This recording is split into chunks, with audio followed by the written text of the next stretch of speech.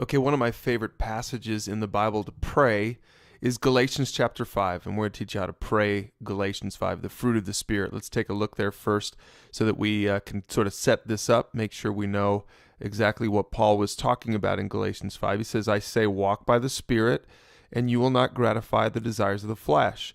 For the desires of the flesh are against the Spirit, Paul says. So he's talking about this pull. Maybe you've felt this pull before. I'm sure you have. If you're a Christian, the Spirit lives in you, but there's still a pull. There's still a draw away from the Spirit, this new way. Now that you're a Christian and a new creation, there's this pull away from that to walk according to the flesh.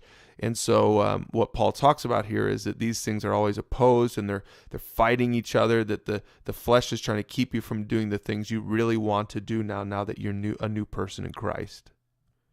And then he lists out some of the works of the flesh, and we're not going to get into those, but there's a list there that he has of the works of the flesh. But really what he gets down to at the end in verse 22 is he starts talking about the fruit of the Spirit. And he says, this is the fruit that we should begin to see evident in our lives as Christians. And so if you don't know the list, here it is: love, joy, peace, patience, kindness, goodness, faithfulness, gentleness, and self-control. Look at that again: love, joy, peace, patience, kindness, goodness, faithfulness, gentleness, self-control. If you don't have those memorized, memorize them. Here's why: because you should pray it in your own life. You should pray for the fruit of the Spirit in your own life. You know, a lot of times in my own prayer time, when I'm spending some time repenting before God, letting Him sort of shine that spotlight on my life, I said, Lord, sometimes I'll open up to Galatians 5 and I'll have that list in front of me, say, bring one of these to mind that I don't do really well, you know, and God will convict me a lot of times. And I'll pray for that in my life. God, allow me to have fruit of the Spirit evident in my life. You should also pray for your family and for your friends and for others. Maybe if you're leading a small group, pray it for them. The small groups that I lead, I pray this over those people. I pray this over their lives. God, I pray that they would show more love and joy and peace and patience. A lot of times I'll jot down one that maybe I'll sort of stay focused on one that I'm praying for someone in my life, that specific fruit of the Spirit that I feel like maybe they need to grow in. I'll pray for that in my family members or my friends and my kids, for my wife. I'll pray those things for them in their life. And you know, you should also pray it for your enemies. You know, the people that you struggle with, the people that sort of rub you the wrong way.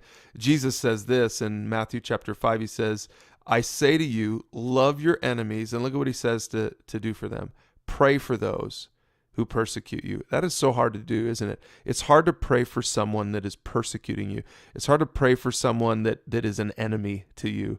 And you know what you should pray for them? Pray for the fruit of the Spirit in their life, especially if they're Christians. Now, if they're not Christians, they don't have the Spirit in their life, so the fruit isn't going to be very evident. So for the people who aren't Christians, then pray that they come to Christ. But for those people that you struggle with, you know, the people that just rub you the wrong way, pray for the fruit of the Spirit in their life. It's hard to be mad at your enemy or that person that you struggle with. It's hard to be mad at them when you're praying for them. And so pray for that. And you know, when you pray for that in their life, then you're going to find the fruit of the Spirit is more evident in your life, because the fruit of the Spirit is love, joy, peace, patience, kindness, goodness, faithfulness, gentleness, self-control. It's hard to have enemies. It's hard to keep enemies when you have the fruit of the Spirit evident in your life. So do that. Pray Galatians 5 as you learn to walk according to the Spirit and not according to the flesh.